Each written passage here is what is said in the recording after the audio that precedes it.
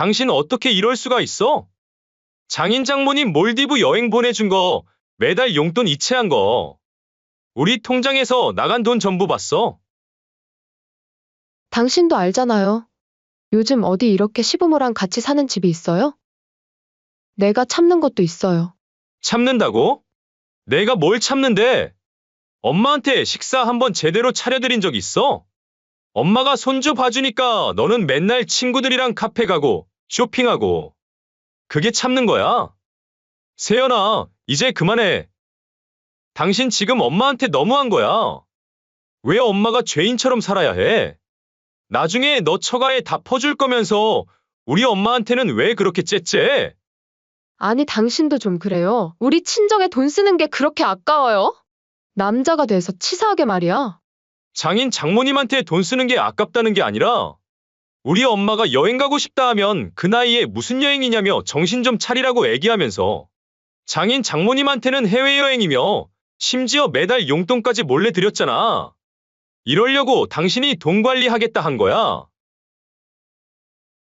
이번 사연의 주인공은 수원에 사는 68살 강혜숙 씨입니다. 혜숙 씨는 오래된 아파트에서 조용히 노후를 보내고 있었습니다. 남편과 사별한 지 7년, 이 집은 두 사람이 평생 일하며 모은 결과물이었습니다. 아침마다 창가에 앉아 차를 마시는 것이 혜숙 씨의 일과였습니다. 가끔 동네 노인정에 나가 친구들과 시간을 보내곤 했죠. 혼자였지만 나름의 평화가 있었습니다. 엄마, 잠깐 애기 좀 할 수 있어요? 부탁 좀 드릴 게 있어서요. 어느 날 외아들 강준혁이 갑자기 찾아왔습니다. 아들은 근처에서 며느리 한세연, 손자 도윤이와 함께 전세살이를 하고 있었습니다. 평소에는 한 달에 한두 번 정도 혜숙 씨를 찾아오는 정도였습니다. 우리 집 리모델링 문제가 생겼어요. 두세 달만 어머니 집에 있어도 될까요? 아들의 말에 혜숙 씨는 망설임 없이 고개를 끄덕였습니다. 그래, 와라. 손주랑 같이 지내면 좋지. 일주일 후 아들 내외는 짐을 들고 들어왔습니다. 며느리 세연이는 처음엔 조심스럽게 행동했습니다. 어머니, 밥은 제가 할게요. 쉬세요. 며느리의 따뜻한 말에 혜숙 씨는 마음이 놓였습니다. 손자 도윤이는 할머니 집에 온다며 신이 난 모습이었습니다. 할머니, 나 여기서 자는 거야. 신난다. 도윤이의 천진난만한 모습에 혜숙 씨는 환하게 웃었습니다. 오랜만에 집안에 생기가 돌았죠. 처음 며칠은 며느리가 부엌을 차지하고 식사를 준비했습니다. 손주를 챙기고 청소기를 돌리는 모습이 부지런해 보였습니다. 혜숙 씨는 며느리의 모습을 흐뭇하게 바라봤습니다. 세연아, 고맙다. 덕분에 잘 쉬는구나. 아니에요, 어머니. 신세 지는데 이 정도는 당연하죠. 하지만 그것도 일주일 정도였습니다. 점점 며느리의 표정이 달라지기 시작했습니다. 일어나는 시간이 점점 늦어졌고 집안일에 손을 놓기 시작했습니다. 며칠이 지나자 살림은 모두 혜숙 씨 몫이 되었습니다. 아침에 일어나 도윤이 아침을 준비하고 점심 도시락을 싸고 어린이집에 데려다주는 일이 혜숙 씨의 일과가 되었습니다. 어머니, 도윤이 좀 어린이집에 데려다 주세요. 저는 오늘 너무 피곤해서. 며느리는 늦잠을 자고 일어나서는 이렇게 말했습니다. 혜숙 씨는 별말 없이 손자를 데리고 나갔습니다. 처음에는 어쩌다 한 번이라 생각했지만 이런 날이 계속되었습니다. 어머니, 도윤이 간식 좀 챙겨주실래요? 저는 좀 누워있을게요. 어머니, 도윤이 목욕 좀 시켜주세요. 제가 오늘 두통이 심해서. 혜숙 씨는 처음에는 며느리가 적응 기간이 필요한 것이라 생각했습니다. 하지만 며느리는 점점 더 혜숙 씨에게 모든 일을 맡기고 자신은 TV를 보거나 핸드폰만 들여다보며 시간을 보냈습니다. 세연아, 괜찮니? 요새 많이 피곤한 모양이구나. 네, 요즘 너무 피곤해요. 불면증 때문에 잠을 잘 못 자서. 혜숙 씨는 더 이상 묻지 않았습니다. 대신 도윤이를 더 열심히 챙겼습니다. 손자가 밝게 웃는 모습을 보는 것이 유일한 위안이었습니다. 아들은 아침 일찍 나가 밤늦게 들어왔습니다. 회사 일이 바쁘다며 주말에도 나갔습니다. 혜숙 씨는 며느리의 행동에 대해 아들에게 말하고 싶었지만 입을 열지 못했습니다. 아들이 바쁘게 일하는데 시어머니가 며느리 흉을 본다고 생각하면 어쩌지? 이런 생각에 혜숙 씨는 속으로만 삭혔습니다. 예전에는 며느리가 참 고왔습니다. 준혁 씨가 결혼한다고 했을 때 혜숙 씨는 세연 씨를 만나자마자 마음에 들었습니다. 말투도 상냥하고 예의도 바르고 정 많은 아이려니 생각했기 때문입니다. 하지만 지금 자신의 집에서 함께 사는 며느리는 정과 달랐습니다. 혜숙 씨의 집에 와서는 완전히 딴 사람이 된 것 같았죠. 한 달이 지나도록 아들 내외는 생활비 한 푼 내지 않았습니다. 식료품비는 2배로 늘었고 수도세와 전기세도 크게 올랐습니다. 혜숙 씨는 연금으로 살고 있었기에 경제적 부담이 컸습니다. 엄마 죄송해요. 저희가 생활비라도 좀 보태드려야 하는데. 돈 관리를 세연이가 하고 있어서요. 이렇게 말하는 아들을 보며 겨우 몇 달인데 좀만 더 참아야지 하는 마음에 일단 아무 말도 하지 않았죠. 하지만 고생한다는 말 한마디 없는 며느리를 보며 혜숙 씨의 마음 한구석이 점점 바스러지기 시작했습니다. 좋은 시어머니가 되고 싶었던 마음, 며느리를 아끼려 했던 마음이 서서히 식어갔습니다. 아이고, 오늘은 허리가 너무 아파서 저녁상은 너가 좀 차려줄 수 있니? 아, 저 조금 바쁜데. 많이 아프세요? 어제 도윤이랑 놀아주다 조금 삐끗한 것 같구나. 조심 좀 하시지. 알겠어요. 오늘은 그럼 제가 할게요. 하지만 그날 저녁 며느리가 차린 저녁상은 배달 음식이었습니다. 맛있게 드세요, 어머니. 며느리는 아무렇지 않게 말했습니다. 혜숙 씨는 뭐라고 말해야 할지 몰랐습니다. 그냥 묵묵히 밥을 먹었습니다. 어느새 약속한 2달이 넘어가고 있었습니다. 하지만 아들네 가족이 나갈 기미는 보이지 않았습니다. 오히려 점점 더 이 집의 자리를 잡아가는 듯 했습니다. 혜숙 씨의 방은 점점 좁아졌습니다. 아들 내외의 물건들이 집 안 곳곳을 차지해 갔습니다. 거실에는 도윤이의 장난감이 널브러져 있었고 부엌에는 며느리가 사온 물건들이 가득했습니다. 혜숙 씨는 점점 이 집에서 손님이 되어가는 기분이었습니다. 자신의 집에서 자신이 마련한 공간에서 구석으로 밀려나고 있었습니다. 그렇게 벌써 3개월이 지났지만 여전히 아들 내외와 함께 살고 있었죠. 리모델링이 생각보다 오래 걸려 미안해하는 아들의 말에 혜숙 씨는 별말 없이 고개를 끄덕였습니다. 하지만 며느리와의 관계는 점점 불편해져 갔습니다. 장마가 시작된 어느 저녁, 혜숙 씨는 오랜만에 가족이 모인 저녁 식사 자리에서 조심스레 말을 꺼냈습니다. 평소에는 말이 없었던 혜숙 씨였지만 오늘은 용기를 내었습니다. 나도 죽기 전에 해외나 한 번 더 나가보면 좋겠다. 얼마나 좋니? 푸른 바다에 한 번도 가본 적이 없어. 그 말을 들은 며느리가 젓가락을 들다 말고 피식 웃었습니다. 어머니, 아직 도윤이도 어린데 여행이 급한가요? 저는 솔직히 시댁에서 집도 못 사주셨으면 여행 갈 돈 모아서 자식들 집이라도 해주고 죽겠어요. 아들이 멍하니 숟가락을 멈추고 있다가 엄마를 힐끔 보며 조심스럽게 말했습니다.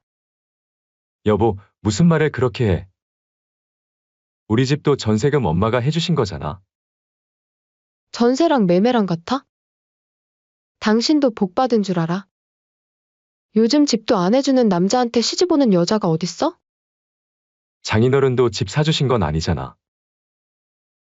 아들은 어머니를 향해 미안한 듯 눈길을 보냈습니다. 하지만 며느리가 말끝을 자르며 목소리를 높였습니다. 참나 결혼할 때 남자랑 여자가 같아? 우리 집이 시댁이었으면 부끄러워서 고개도 못 들었을 거야. 식탁 위로 무거운 침묵이 내려앉았습니다. 아들은 어색한 침묵 속에서 어머니와 아내 사이를 번갈아 쳐다보며 불안한 표정을 지었습니다. 아이고, 됐다. 내가 괜한 말을 꺼냈네. 알았으니까 어서 밥마저 먹거라.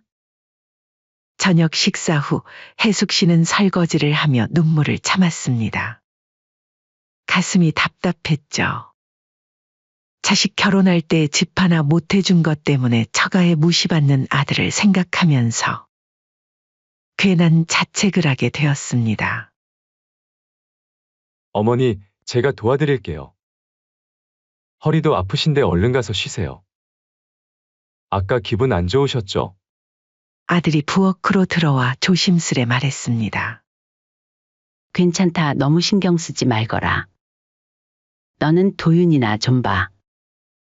혜숙 씨는 억지로 웃으며 대답했습니다. 아들의 마음씨는 착했습니다. 하지만 아들이 자신의 편을 들면 며느리와의 관계가 더 악화될까 걱정되었습니다.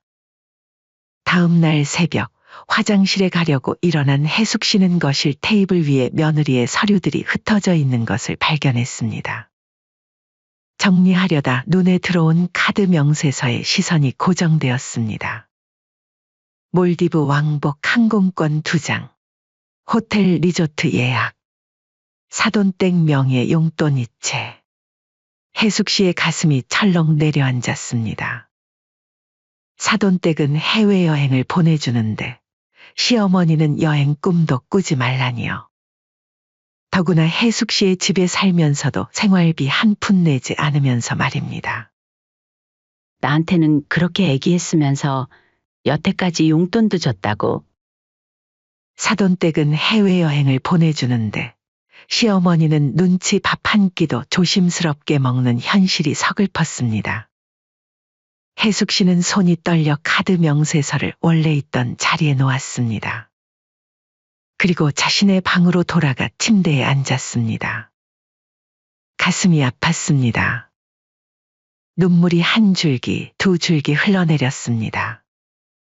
엄마, 아침 드세요. 아침 식사 시간, 아침밥을 한 아들이 혜숙 씨의 방문을 두드렸습니다. 혜숙 씨는 얼른 눈물을 닦고 대답했습니다. 나 조금 이따 먹을게. 너희들 먼저 먹어.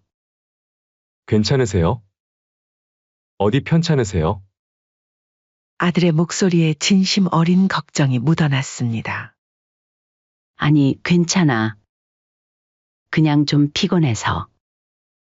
혜숙 씨는 하루 종일 방에서 나오지 않았습니다. 처가에는 그렇게 많은 돈을 쓰면서 시어머니에게는 집을 사주지 않았다고 원망하는 며느리의 모습이 머릿속에서 떠나지 않았습니다. 저녁이 되어서야 혜숙 씨는 방에서 나왔습니다. 아들이 걱정스러운 표정으로 다가왔습니다. 엄마, 정말 괜찮아요. 하루 종일 방에만 계셔서 걱정했어요. 괜찮아. 그냥 좀 쉬고 싶었어. 혜숙 씨는 담담하게 대답했습니다. 아들과의 대화 도중 며느리가 거실로 나왔습니다. 혜숙 씨와 며느리의 눈이 마주쳤지만 며느리는 시선을 피하며 주방으로 향했습니다. 그날 이후로 혜숙 씨는 며느리를 대하는 태도가 조금 달라졌습니다. 예전처럼 웃으며 대화하기보다는 필요한 말만 짧게 했습니다. 며느리도 이를 눈치챘는지 더욱 거리를 두었습니다. 한 주가 지났습니다. 어느 날 혜숙 씨가 거실에서 도윤이와 놀고 있을 때 며느리에게 한마디 했죠. 며느라, 어째 손주도 맨날 내가 보는 것 같다? 내가 손주를 보고 있으면 너가 청소라도 해줘야 되는 게 예의 아니니? 솔직히 어머니, 요즘엔 시어머니랑 사는 며느리 없어요. 저도 예의는 지켰잖아요? 이 정도는 참아야죠.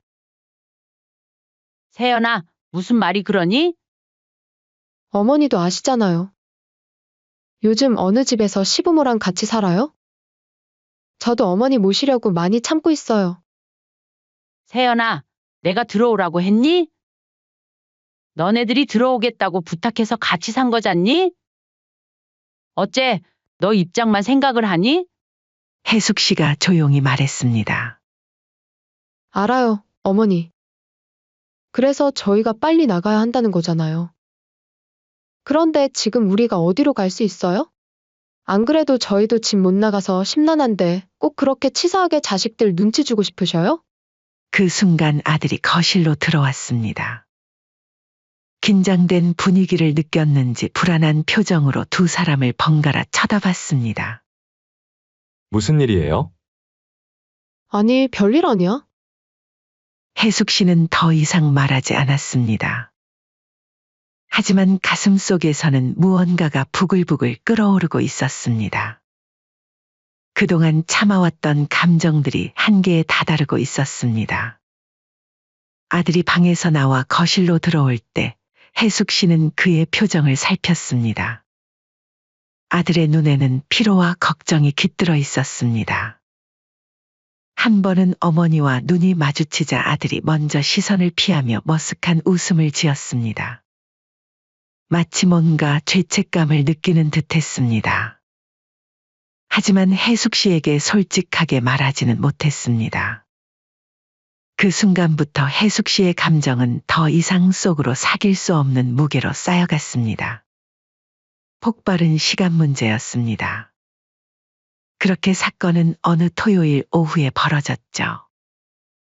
혜숙 씨는 아침부터 손자 도윤이의 옷을 빨고 집안 구석구석을 청소하고 저녁거리까지 미리 준비해 놓았습니다. 허리가 아파 잠시 쉬려던 참 이제야 편안한 마음으로 거실 소파에 앉았습니다. 오랜만에 손에 잡히는 리모컨. 좋아하는 코미디 프로그램이 방영 중이었습니다. 아이고, 웃겨라. 혜숙 씨는 TV에 나오는 개그맨의 익살스러운 몸짓에 소리내어 웃었습니다. 몇 개월 만에 처음으로 마음 편히 웃는 순간이었습니다. 오랜만에 찾아온 소소한 행복. 하지만 그것도 잠시였습니다. 쯧쯧. 거슬리는 혀 차는 소리가 들렸습니다. 며느리가 방에서 나와 거실로 들어서고 있었습니다. 혜숙 씨의 웃음소리가 거슬렸는지 며느리의 얼굴에는 짜증이 가득했습니다. 어머니, 조금만 조심해 주시면 안 될까요? TV 볼 시간 있으면 도윤이나 좀 봐주세요. 그리고 같이 사는데 눈치 좀 봐주세요. 혜숙 씨의 웃음이 순간 얼어붙었습니다. 손에 들고 있던 리모컨을 천천히 내려놓았습니다. 그래. 나도 그동안 많이 참았다. 밥 해주고 빨래 해주고 손주 키워주고도 사람 대접 못 받고 내 친정은 해외 보내면서 나보고는 집 못 사줬으니 미안해 하란다. 그동안 내가 눈치 본 거 모르겠니? 혜숙 씨의 말 한마디 한마디가 화살처럼 며느리의 가슴에 꽂혔습니다. 며느리의 얼굴이 붉어졌습니다. 당황한 표정이었습니다. 어머니, 제가 언제? 그 순간 현관문이 열리는 소리가 들렸습니다. 아들이 일찍 퇴근해 돌아온 것입니다. 아들은 거실의 팽팽한 분위기를 즉시 감지했습니다. 어머니의 얼굴은 평소와 달리 붉게 상기되어 있었고 아내는 입술을 깨물고 서 있었습니다. 무슨 일이에요? 아들이 조심스레 물었습니다. 며느리는 아들을 똑바로 쳐다봤습니다. 여보, 어머니가 나 낮잠 자고 있는데 TV를 크게 틀어놓고 계셔서 소리 좀 줄여달라 했더니 나를 쥐잡듯이 잡으려 하시네? 엄마 정말 그러셨어요. 내 아내가 TV 볼 시간 있으면 도윤이나 좀 보고 있으라고 했다. 아들의 표정이 순간 굳었습니다. 그리고 며느리를 향해 고개를 돌렸습니다. 세연아, 정말 그런 말을 했어? 며느리는 발끝만 바라보며 대답했습니다. 그게 내가 낮잠 자는데 TV 소리가 시끄러워서 같이 사는데 눈치 좀 서로 보자 한 거지. 아들의 목소리가 높아졌습니다. 여기 엄마 집이야. 우리가 잠시 신세 지는 거지. 어떻게 그런 말을 해? 아니, 당신이 왜 화를 내요? 며느리도 이제 목소리를 높였습니다. 나는 그냥 혼자 놀고 있는 도윤이 생각해서 한 말인데. 당신도 알잖아요. 요즘 어디 이렇게 시부모랑 같이 사는 집이 있어요? 내가 참는 것도 있다고요. 아들이 냉소적으로 웃었습니다. 참는다고? 내가 뭘 참는데? 엄마한테 식사 한번 제대로 차려드린 적 있어? 도윤이 엄마가 봐주니까 너는 맨날 친구들이랑 카페 가고 쇼핑하고. 그게 참는 거야. 며느리의 얼굴이 창백해졌습니다. 그동안 아들이 자신의 행동을 모두 지켜보고 있었던 걸 몰랐던 것 같았습니다. 세연아, 이제 그만해. 당신 지금 엄마한테 너무한 거야. 아들의 목소리가 단호했습니다. 왜 엄마가 죄인처럼 살아야 해? 나중에 너 처가에 다 퍼줄 거면서 우리 엄마한테는 왜 그렇게 째째? 며느리의 눈이 커졌습니다. 그리고 당황한 표정으로 물었습니다.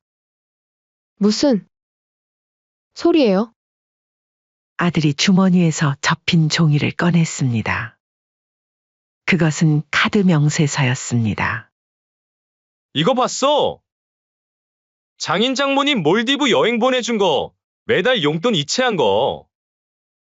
우리 통장에서 나간 돈 전부 봤어? 아들의 눈에는 분노와 배신감이 가득했습니다. 혜숙 씨는 그제서야 깨달았습니다. 며느리가 사돈네에 보낸 돈을 아들이 몰랐다는 것을. 경제권을 며느리에게 넘긴 아들은 잘 모르고 있었죠. 그건 아버지가 아프셔서. 며느리의 변명에 아들은 고개를 저었습니다. 거짓말 좀 그만해. 지난주에 통화할 때 장인어른 골프 친다고 하셨잖아. 몸 건강하시다고. 며느리는 할 말을 잃은 듯 했습니다. 그러다 갑자기 반격했습니다. 당신 장인 장모님 아니야? 그 돈이 그렇게 아까워? 그리고 내가 살림 다 하고 있잖아. 아들의 표정이 더욱 분노로 일그러졌습니다. 살림? 무슨 살림? 엄마가 다 하고 계신 거 아니야? 내가 한 게 뭐야? 도윤이 어린이집 픽업도 엄마가 하시고 밥도 엄마가 차려주시고. 너는 도대체 뭘 했어? 그리고 장인 장모님한테 돈 쓰는 게 아깝다는 게 아니야. 우리 엄마한테는 그렇게 인색하면서 처가랑 시댁을 차별하는 게 기분 나쁘다는 거지. 혜숙 씨는 이런 아들의 모습을 처음 봤습니다. 차별은 무슨? 집도 못 해준 능력 없는 집안 결혼해준 거면 대우 많이 해드린 거지? 아들이 테이블을 내리쳤습니다. 탕! 소리와 함께 거실이 흔들렸습니다. 됐어. 나 못하겠다. 세연아, 우리 이혼하자. 그 말에 거실이 쥐 죽은 듯 조용해졌습니다. 며느리의 얼굴에서 핏기가 싹 가셨습니다. 너는 엄마도 무시하고 나도 무시해. 이 결혼 난 더 못 견디겠어. 그동안 우리 아들 도윤이 봐서 많이 참았어. 아들의 선언은 폭탄과도 같았습니다. 해숙 씨도 이렇게까지 될 줄은 몰랐습니다. 하지만 묘하게도 깊은 마음 한구석은 가벼워지는 느낌이었습니다. 그동안 쌓였던 억울함, 서러움이 한순간에 날아가는 듯했습니다. 당신? 미쳤어? 이혼이라니 도윤이는 어떡하고? 며느리가 울음을 터뜨렸습니다. 도윤이는 내가 키울게. 친권도 양육권도 내가 다 가져갈 거야. 너는 처가에 가서 살아. 아들의 말에 며느리는 망연자실한 표정이었습니다. 그리고 울면서 방으로 뛰어들어갔습니다. 방문이 쾅 닫히는 소리가 집안에 울렸습니다. 아들은 거실에 홀로 서 있는 해숙 씨를 바라봤습니다. 그리고 조용히 다가와 해숙 씨를 안았습니다. 엄마, 미안해요. 그동안 다 알면서도 말 못했어요. 제가 너무 약했어요. 시간이 지나면서 점점 더 괜찮아질 거라 생각했는데 제 착각이었나 봐요. 잘 해보고 싶었던 건데 괜히 엄마한테 상처만 준 것 같네요. 괜찮아, 아들아. 이제 다 털어놨으니 다 괜찮아질 거야. 해숙 씨는 그렇게 말하고 아들의 머리를 쓰다듬었습니다. 마치 어릴 적 아들을 달래주던 것처럼요. 엄마, 이제부터는 제가 엄마 편 들게요. 제가 다 책임질게요. 아들의 결연한 목소리에 해숙 씨는 미소를 지었습니다. 그동안 쌓였던 분노와 서러움이 해소되는 순간이었습니다. 며느리의 방에서는 흐느끼는 소리가 들렸지만 해숙 씨와 아들은 이제 그 소리가 더 이상 자신들을 옥죄지 않는다는 것을 알았습니다. 창밖으로 비가 그치고 있었습니다. 어둡던 하늘의 노을이 지기 시작했습니다. 새로운 날이 시작되는 조짐이었습니다. 그렇게 이혼을 통보받은 후 며느리는 그날 밤 짐을 싸서 친정으로 돌아갔습니다. 도윤이는 해숙 씨의 방에서 잠들어 있었기에 며느리는 아들에게 잔뜩 화가 난 목소리로 속삭였습니다. 내일 변호사 만나서 상의할 거야. 위자료 많이 받아낼 거니까 각오하는 게 좋을 거야. 아들은 차갑게 대답했습니다. 어디 한번 해봐. 내가 우리 엄마한테 어떻게 했는지 법정에서 다 밝혀질 텐데. 며느리는 그 말에 흠칫했지만 강한 척 고개를 치켜들고 집을 나갔습니다. 해숙 씨는 창문으로 며느리가 택시에 오르는 모습을 지켜봤습니다. 그런데 묘하게도 마음이 무겁지 않았습니다. 오히려 오랜 짐을 내려놓은 듯한 해방감이 느껴졌습니다. 다음 날 아침, 해숙 씨는 일찍 일어나 여느 때처럼 아침 식사를 준비했습니다. 하지만 오늘은 무언가 달랐습니다. 예전처럼 눈치를 보며 조용히 움직이지 않아도 되었습니다. 해숙 씨는 기분 좋게 콧노래를 흥얼거리며 도윤이가 좋아하는 달걀 부침을 만들었습니다. 할머니요, 엄마는요? 아침을 먹으며 도윤이가 물었습니다. 해숙 씨와 아들은 순간 눈빛을 교환했습니다. 엄마는 잠시 외할머니 집에 가셨어. 곧 만날 수 있을 거야. 아들이 부드럽게 대답했습니다. 도윤이에게 갑작스러운 충격을 주고 싶지 않았기 때문입니다. 며칠 후 아들은 변호사를 만나고 돌아왔습니다. 그의 표정은 밝았습니다. 엄마, 생각보다 잘 될 것 같아요. 세연이 처가에 돈 보낸 거, 제가 모르게 한 것들이 다 증거로 남아 있어요. 그리고 변호사가 엄마한테 위자료를 요구할 수도 있대요. 정신적 피해를 입혔으니까. 해숙 씨는 고개를 끄덕였습니다. 아들이 드디어 강하게 나서는 모습이 대견했습니다. 한 달이 지났습니다. 해숙 씨는 창가에 앉아 따뜻한 차를 마시고 있었습니다. 오랜만에 찾아온 평화로운 시간이었습니다. 그때 전화벨이 울렸습니다. 어머니, 며느리의 목소리였습니다. 전화기 너머로 들리는 그녀의 목소리는 예전과 달리 기가 죽어 있었습니다. 왜 전화했니? 혜숙 씨는 담담하게 물었습니다. 도윤이 좀 볼 수 있을까요?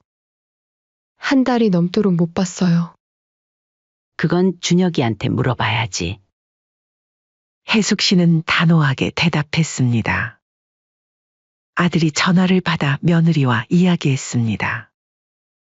세연아, 도윤이를 만나고 싶으면 정식으로 면접 교섭 신청을 해. 그리고 앞으로 연락은 변호사를 통해서만 하자. 나나 엄마에게 직접 연락하지 마. 아들의 목소리에는 한치의 망설임도 없었습니다. 며느리가 무언가 더 말하려 했지만 아들은 전화를 끊어버렸습니다. 세연이가 다시 합치자고 했어요. 자기가 생각해보니 잘못했대요. 아들이 냉소적인 웃음을 지으며 말했습니다. 그래서 넌 어떻게 생각하니? 농담도 심하셔라, 엄마. 절대 안 됩니다. 이제 와서 무슨 소용이에요? 엄마를 그렇게 무시했던 사람이랑은 절대 못 삽니다. 혜숙 씨는 고개를 끄덕였습니다. 아들이 이렇게 결연한 모습을 보이니 안심이 되었습니다. 한편 며느리는 친정에서 냉대를 받고 있었습니다. 물론 사돈 어른은 딸이 이혼했다는 소식에 처음에는 충격을 받았지만 그동안 사위로부터 받은 돈 덕분에 경제적으로는 여유가 있었습니다. 문제는 그 돈이 더 이상 들어오지 않게 된 것과 이혼으로 인한 체면 손상이었습니다. 어떻게 그럴 수가 있니? 이제 사람들 얼굴을 어떻게 보라고. 친정어머니가 매일같이 잔소리를 했습니다. 매주 골프를 치러 다니던 친정아버지도 이제는 동네에서 고개를 들기 어려워했습니다. 기존의 며느리를 통해 들어오던 돈줄이 끊기자 친정 부모님의 태도는 점점 더 냉담해졌습니다. 그러게, 진작에 시댁에도 어느 정도 대우는 해드렸어야지. 안사돈 말에 며느리는 대꾸할 말이 없었습니다. 집도 없고 제대로 된 일자리도 없는 상황에서 그녀는 점점 더 구석으로 밀려났습니다.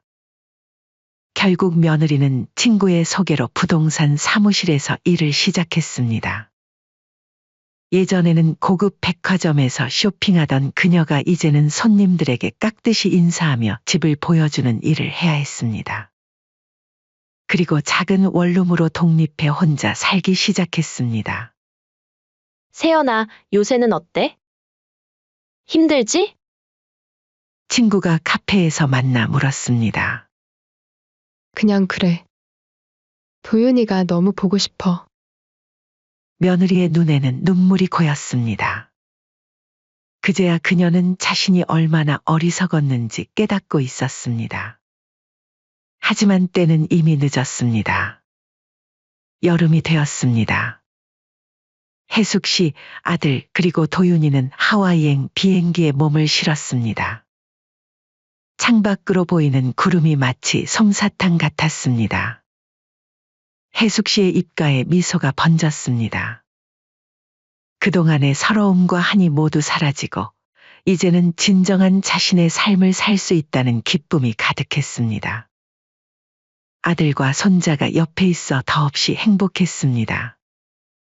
하와이의 와이키키 해변에서 혜숙 씨는 처음으로 푸른 바다를 보았습니다. 그 광활한 바다 앞에서 혜숙 씨는 두 팔을 벌리고 깊이 숨을 들이마셨습니다. 엄마, 사진 찍어드릴게요. 아들이 카메라를 들고 미소 지었습니다. 도윤이는 할머니 옆에서 포즈를 취했습니다. 그 순간이 SNS에 올라갔고 며느리는 작은 원룸에서 그 사진을 보며 한참을 울었습니다. 자신이 그토록 무시하던 시어머니가 이제 자신보다 더 행복해 보였기 때문입니다. 자신의 가족을 소중히 여겼어야 했다는 후회가 너무 늦게 찾아왔습니다. 수원의 아파트에서는 새 생활이 시작되었습니다. 혜숙 씨는 여행에서 돌아온 후 더욱 활기찬 일상을 보냈습니다. 동네 요가 교실에도 등록하고 오랫동안 미뤄두었던 독서 모임도 다시 시작했습니다. 엄마, 저 이번에 승진했어요. 어느 날 아들이 기쁜 소식을 들고 왔습니다. 예전에는 경제권을 아내에게 맡기고 일에만 몰두했던 아들이었지만 이제는 모든 면에서 더 책임감 있게 변했습니다. 축하해, 아들. 정말 자랑스럽다. 혜숙 씨는 아들의 머리를 쓰다듬었습니다. 이제는 모든 것이 제자리를 찾아간 것 같았습니다. 저녁 식사 후 혜숙 씨는 거실에서 마음껏 TV를 보며 크게 웃을 수 있었습니다. 더 이상 시끄럽다. 는 핀잔을 들을 일도 눈치를 볼 필요도 없었습니다. 혜숙 씨는 볼륨을 평소보다 조금 더 크게 틀었습니다. 그 소리는 마치 자유의 선언과도 같았습니다. 엄마, 이거 받으세요. 어느 날 아들이 거실에 들어오며 꽃다발을 내밀었습니다. 오늘은 혜숙 씨의 생일이었습니다. 며느리가 있을 때는 생일도 제대로 챙기지 못했지만 이제는 달랐습니다. 생신 축하드려요, 엄마. 그동안 제가 많이 부족했어요. 아들은 눈시울을 붉히며 말했습니다. 도윤이도 직접 그린 그림을 할머니에게 선물했습니다. 할머니, 우리가 바다 간 거 그렸어요. 할머니 웃는 거 이쁘다. 혜숙 씨는 손자를 품에 안았습니다. 눈물이 차올랐지만 그것은 기쁨의 눈물이었습니다. 우리 도윤이가 제일 이쁘지? 창밖으로 노을이 지고 있었습니다. 바다처럼 붉게 물든 하늘이 창문 가득 펼쳐졌습니다. 혜숙 씨는 그 노을을 바라보며 생각했습니다. 여보, 이제 나 정말 행복해요. 그동안의 참음이 헛되지 않았어요.